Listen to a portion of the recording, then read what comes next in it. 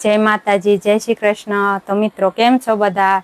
तो जो हूँ मशीन नु काम करूँ छूं, साड़ी बनावुं छूं अने आजे जो मारे पाइपिंग नी साड़ी बनाववानी आवी छे। जो आ रीते बनावुं छूं। हूँ लेस मेकवानुं काम करूँ छूं। लेस नी बनावुं, गमिंग पट्टानी बनावुं, सपोर्ट पट्टानी बनावुं अने घणा बधा मारी पासे शीखवा आवे छे। पाइपिंग नी आ पोलो पाइपिंग नी साड़ी बहु बधाने नथी आवडती, तो आपणे आजे शीखवाडवानी छे। जो आपणे आ फोल्डर छे पोलो पाइपिंग नु अने अत्यारे आपणे पोलो पाइपिंग नु आ फोल्डर छे ने ते मार्केटमां मळे छे। आपणे जोवानुं आ पोलो पाइपिंग नु लेवानुं अने आवी रीतना सेट करी लेवानुं। पछी आपणे आ रीते पट्टी मेकी देशुं।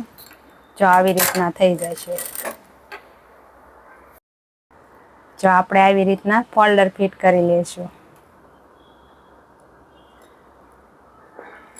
फोल्डर फिट थई जाय ने एटले पछी आपणे पट्टी लगाड़ी फोल्डर में पट्टी जॉइंट कर देशुं।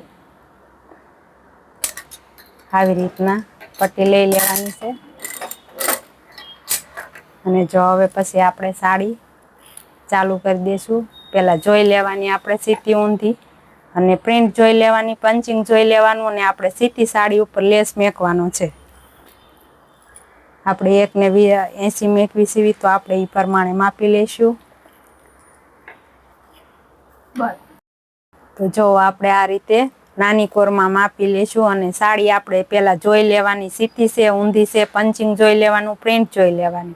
आपणे साड़ी मापी लीधी छे अने सीधी साड़ी उपर आपणे सिलाई मारवानी छे। पहेली सिलाई आपणे आ रीते मारशुं।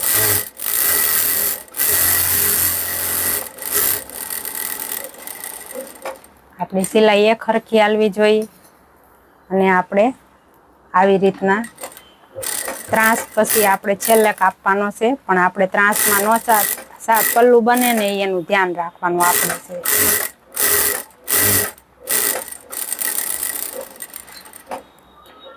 જો ખૂણો આવે ને એટલે આપણે આ રીતે સાડીને સોય અંદર જવા દઈશું.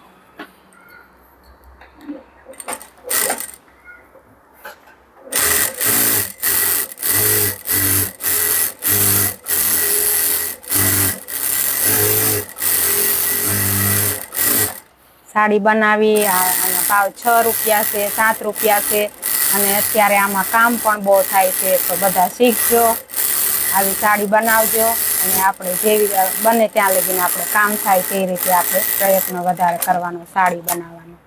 જો આપણી એક સિલાઈ મરાઈ ગઈ છે અને હવે આપણે બીજી સિલાઈ મારવાની છે. જો હવે આપણે બીજી સિલાઈ મારી હોય, ફોલ્ડરની જરૂર ન હોય ને એટલે આપણે खोली लेशुं फोल्डर ने साइड में करी लेवानुं अने पछी आपणे बीजी सिलाई चालू कर देशुं. ऊपर पण मैचिंग नो दोरो लेवानो अने नीचे पण मैचिंग नो दोरो लेवानो. जो आ रीते बने छे आपणी साड़ी अने बीजी सिलाई में साव धार उपर नहीं लेवानी, सिलाई थोड़ी आधी राखो.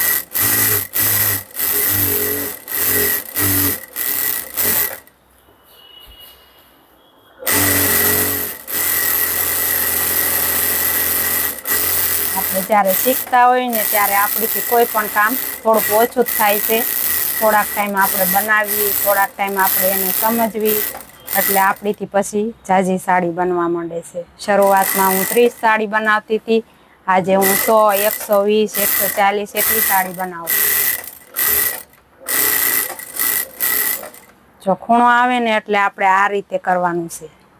પહેલાં આમ ખૂણો આવે એટલે આ પટ્ટી હોય તેને આની માથે આમ મૂકી દેવાની અને આમ કરી દેવાનું.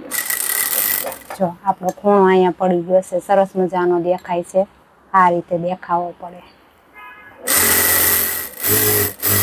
કામ હંમેશા વ્યવસ્થિત અને સારું કરવું તો આપણને ગમે તે જગ્યાથી કામ આપણને મળી રહેશે.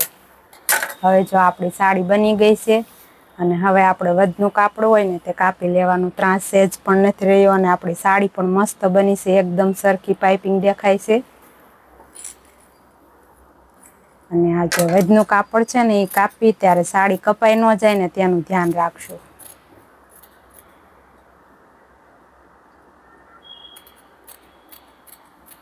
ત્રાસ કાપવાથી આપણું છે ને ફિનિશિંગ સરખું નથી આવતું. પહેલાં ત્રાસ કાઢવીને તો એટલે માટે આપણે છે ને બીજી સિલાઈ મારીને પછી કાંસ કાઢી લેવાનું. વચનું કાપડ થોડુંક જ હોય તે કાઢી લેવાનું, એટલે સાડી પણ ટૂંકી ન થાય ને બને પણ મસ્ત.